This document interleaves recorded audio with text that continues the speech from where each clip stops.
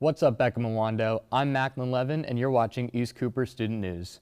Today on the show, we'll tell you about how an organization helps out the community through the love of cooking, and how joining the cadets at the local police department can be a real door opener for a career in law enforcement. Plus, I love that we're just gonna have Kenny from South Park with a space helmet on in the parking lot. I think that's great.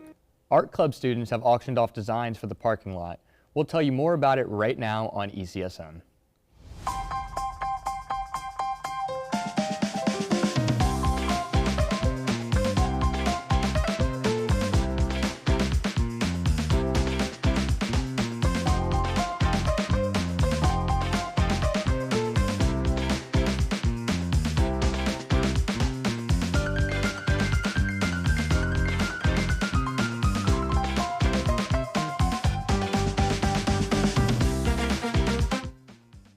Thanks for watching ECSN. I'm Macklin Levin. With theater season in full swing, Wando put on Chicago the weekend of March 20th through the 22nd. The production was a product of everyone's hard work and commitment, but one student in particular had an extra challenge ahead of her. Here's ECSN reporter Eva DeGroot with more. This is Caroline Gaddy, and her lines here are far from gibberish. She played Hunyak in Wanda's latest performance, Chicago, and like many performers, she spent a lot of time memorizing her lines. But hers were a little different. They were Hungarian.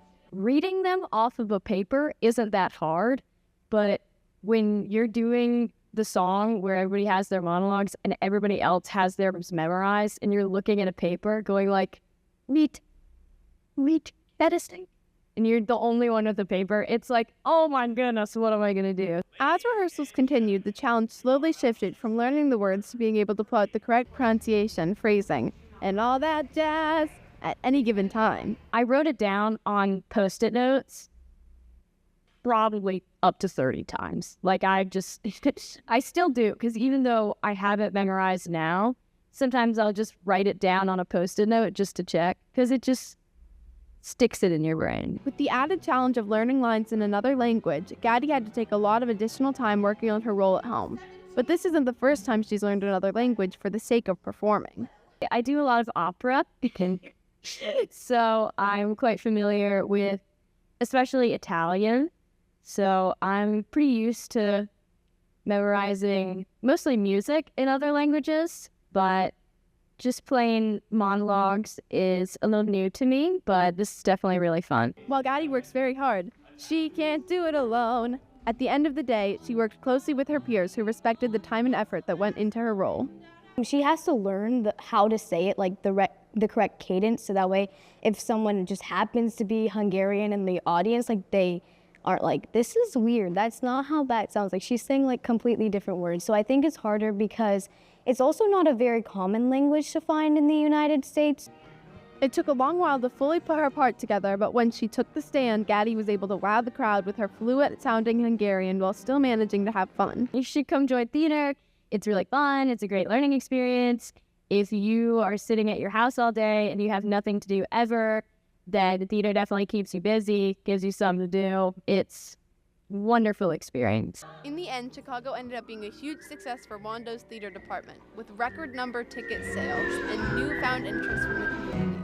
Reporting for ECSN, I'm Eva DeGroot. Thanks, Eva. Over at Beckham next month, their theater department is putting on their production of Matilda. The play's opening the weekend of April 24th through the 25th, with ticket prices coming out soon, so be on the lookout. What makes this musical unique is that it's entirely student-produced and led by student director Eva Reek. Student involvement in theater is really important to me because it's been something that's really made my high school career so much more fun and really helped me find myself in a community of people. And I know my freshman year I did a musical, so I was really inspired to bring that back, so it was really impactful for me. I think they'll really see how dedicated students at Beckham are. I feel like it shows a lot of our passion for theater and the fact that these kids were able to come together to really just make this happen. While musical theater is nearing the end of its season, there's plenty of more stuff happening in the arts world. ECSN reporter Peyton Walker joins us now to tell us about a unique art club fundraiser. Thanks, Macklin. If you've walked through the parking lot between Wando and the CAS, you might have seen some unexpected paintings in an unlikely place. This is Wando Art Club and National Art Honor Society's biggest fundraiser of the year. Students had the chance to make designs that were auctioned off to Wando teachers, and now the students face the task of making those drawings into reality, spending their weekends painting in the summer heat. Art Club's Bella McLean and Olivia Hoff tell us why they started this journey from graphite to gravel. I think we started doing this so we could kind of find a way to leave a lasting impact on the school and to kind of put our creative touch on a place that we know is important to our teachers, their parking spots. And it's just a really nice way to raise money for our program. We don't get paid as much as the sports departments and stuff, so when it comes to gathering materials and making sure we have everything we need to do the stuff that we do, we figured that teachers have money and we can do stuff for them to get said money. But it's not all about the profit. For senior students, this is their last chance to leave a mark on the school.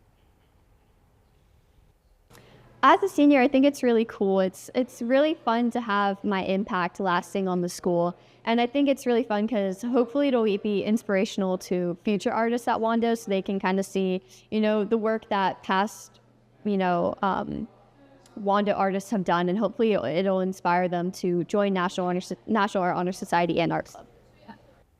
As painting comes to a close, be on the lookout for some freshly decorated parking spots. Reporting for ECSN, I'm Peyton Walker. Thanks, Peyton. Also in the fine arts world, Wando's orchestra just got back from their New York City trip. On the trip, students saw The Lion King on Broadway, took a tour of Radio City Music Hall, and saw the New York Philharmonic Orchestra at Carnegie Hall. During the trip, they also got to see sites like Times Square, Statue of Liberty, Central Park, and more.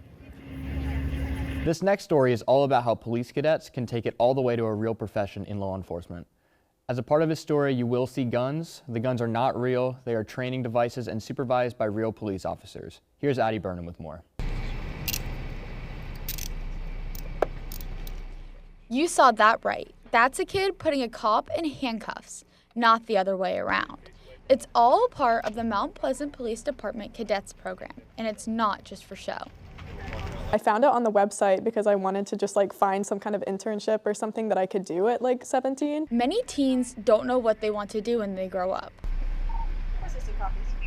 Lots of us try job shadowing as a way to find potential careers, but the Mount Pleasant Police Department takes a different approach. We have multiple officers here that came up through the post, and so it really is just a great experience getting to go up, see them graduate the academy, and then seeing them out there making arrests and making good cases. Let's take Officer Ian Newsy, for example. He started in the cadets program and has made his way up to being a police officer, all while never leaving the Mount Pleasant Police Department. I was actually a part of the Mount Pleasant Cadet Post when I was in high school. I began with the Cadet Post in 2017. From the Cadet Post in 2022, when I aged out, I became a community service officer with the department. And then 2 years after that, in 2024, I became a police officer. Unlike Officer Ian Newsy, Wando senior Kelsey Ritter Peacock intends to leave the cadet program after graduation, but plans to return after getting a degree or two. I am going to the University of South Carolina, and I'm going to major in organizational leadership and psychology, and then minor in cybersecurity. I want to come back to Mount Pleasant Police Department, and then I want to be a detective here, preferably in the ICAC, which is the Internet Crimes Against Children Department. And that's the difference between the Mount Pleasant Police Department and other clubs and organizations in the area that host competitive programs.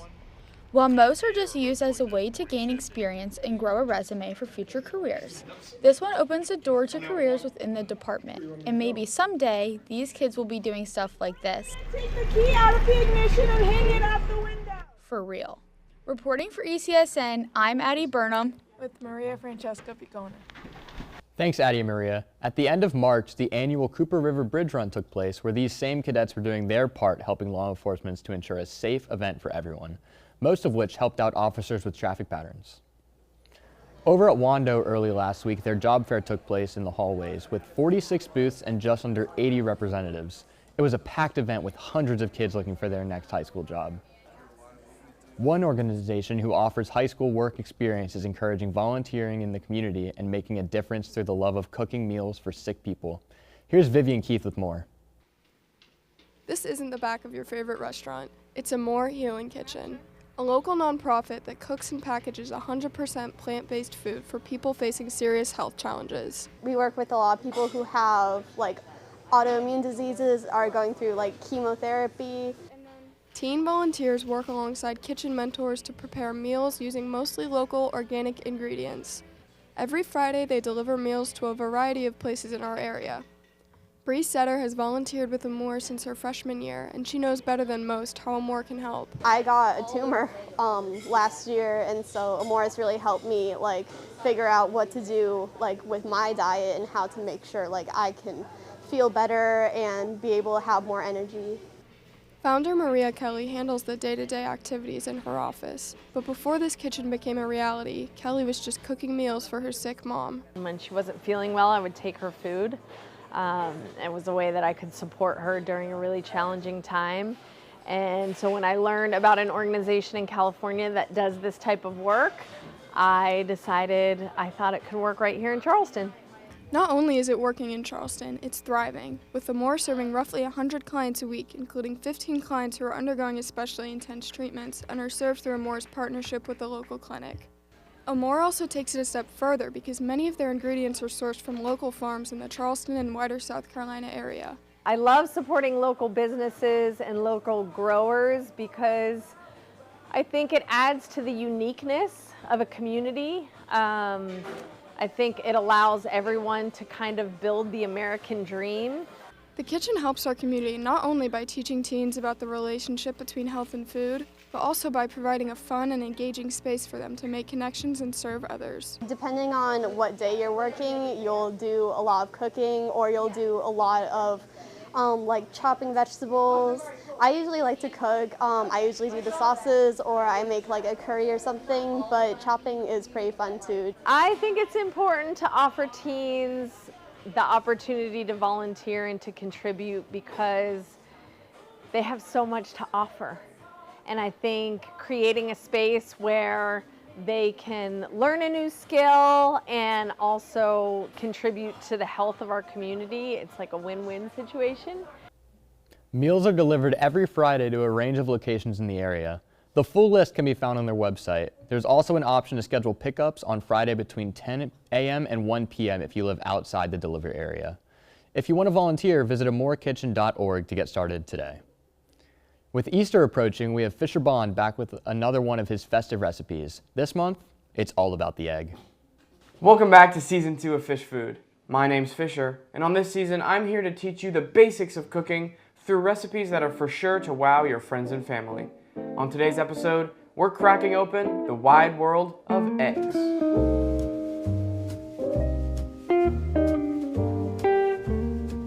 Eggs are one of the most versatile and egg-accessible foods in the entire world. They're packed with protein and more than a dozen essential vitamins and minerals.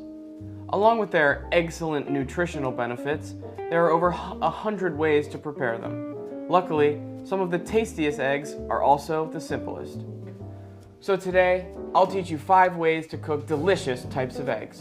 And later, I'll teach you some extra ways to have fun with them. First, let's start off with the most recognizable egg, sunny side up. Start with a dash of oil in a pan on medium heat and carefully crack in your egg low to the pan. Season with salt and pepper and let it cook for 3 to 4 minutes uncovered. Then, cover with a lid for the one final minute and enjoy the runny center. Next, for the staples of 1 a.m. Waffle House stops, scrambled eggs and omelets. Both of these breakfast staples start the same way, but diverge later in the cooking process. Start by cracking 2 or 3 eggs into a bowl and add a splash of milk and a sprinkle of shredded cheese. Now, pour the mixture into a pan on medium-high heat with a touch of oil. To scramble them, just keep mixing them around until they reach your desired consistency, anywhere from 3 to 6 minutes. For the omelet, start by mixing, but when you start to see clumps form, use a spatula to fold the eggs in half and continue cooking to close the seal so nothing slips out. For this next egg, there are a couple different ways I'm going to explain how to prepare them. For a classic hard-boiled egg, all you do is slowly place an egg in boiling water and wait for about 12 minutes. They're great for a snack on the go. If you took it out after 7 minutes, you'd get a jammy boiled egg, perfect as a topping for ramen. And finally, if you took it out after 6 minutes, you'd get a soft-boiled egg, which is a great addition to morning toast. For the final cooked egg of the episode, my personal favorite, the poached egg. Start with a pot of heavily salted water and bring it to a rolling boil. That means large, quickly popping bubbles. When it gets up to temperature, add in about an 1/8 cup of white vinegar to the water. This should immediately bring down the water temperature and stop the boiling. Lower the heat to medium and grab a whisk to create a soft vortex in the water. Then, crack an egg into a ramekin and very carefully place the egg in the center of the vortex. The egg should start spinning and the egg white should create a bubble around the yolk, protecting it. Let it cook for 3 to 5 minutes and carefully remove with a slotted spoon so all the water drains out. Now that we've learned how to make all 5 of these types of eggs, I've got one more special treat for y'all. Egg dyeing, perfect for Easter. Right here we have just a bowl of hot water where you have a splash of vinegar and then a lot of food coloring. So it's literally as easy as you drop an egg in there and wait. It's gonna absorb the color. You're gonna take a spoon here, take it out, poke some holes in it, get the egg out, and there you go. You've got a gorgeous ornament. Put it wherever, and it's perfect for Easter. So I'm gonna have a green one, and I'm gonna have a red one as well. Now that you've learned all about the most basic egg dishes, you're well on your way to becoming the next eggspert when it comes to all things eggs. Thanks for watching. I'm Fisher, and this has been Fish Food. Wow, that looks delicious, Fisher. And speaking of culinary feats, congratulations to Wando's FCCLA members who had a clean sweep in their competitive events with every student qualifying for nationals. You can see a full list of students who placed on your screen now. A special congratulations as well to Chef Gordon, as she was recognized for her top 15th placement in the nation by National FCCLA and the U.S. Army for the National Advisor of the Year award. Way to go, Wando. We're all cheering you on as you go to compete in nationals this summer in DC. That's all for today's show. Thanks for watching and have a great spring break. Signing off for ECSN, I'm Macklin Levin.